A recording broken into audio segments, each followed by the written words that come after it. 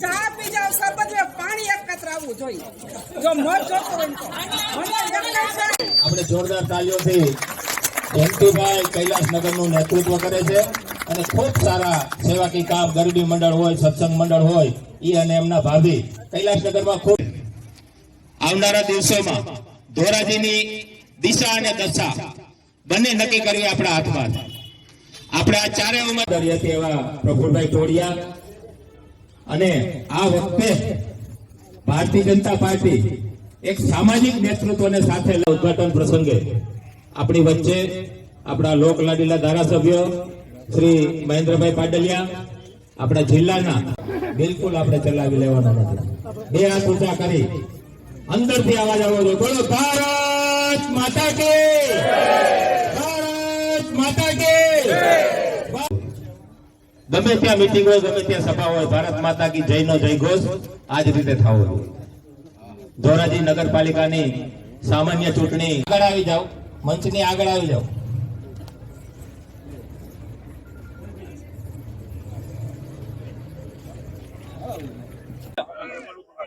આજરોજ સમગ્ર દેશમાં ભારતીય જનતા પાર્ટી અને આમ નાગરિકમાં એક અલગ પ્રકારની ખુશીનો માહોલ જોવા મળે છે.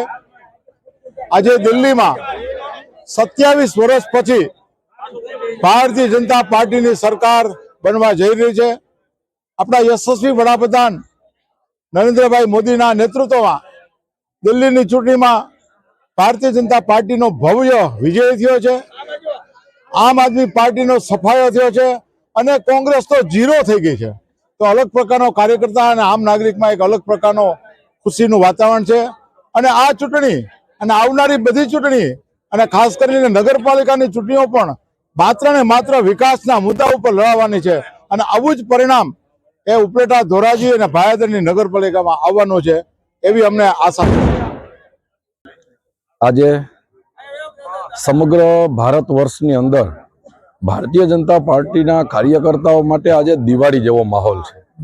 એના મૂળમાં એ છે કે આજે દિલ્હીની અંદર ભારતીય જનતા પાર્ટીનો ભવ્યાતિ ભવ્ય વિજય થયો છે.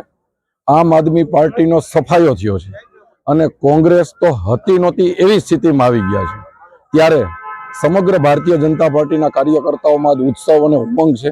અને આ જ રીતે જેમ કોંગ્રેસ ત્યાં પણ ઝીરો થઈ છે, આમ આદમી પાર્ટીનું નાબૂદ થઈ ગઈ છે, એવી જ રીતે ધોરાજીના કાર્યકર્તાઓમાં ઉમંગ છે કે ધોરાજીમાં પણ આવનારા સમયમાં આવું જ પરિણામ આવશે અને ધોરાજીની અંદર ભારતીય જનતા પાર્ટીનો ભગવો લહેરાવાનો છે. કારણ કે મોદી સાહેબે કીધું છે કે એક હે તો સેફ હે.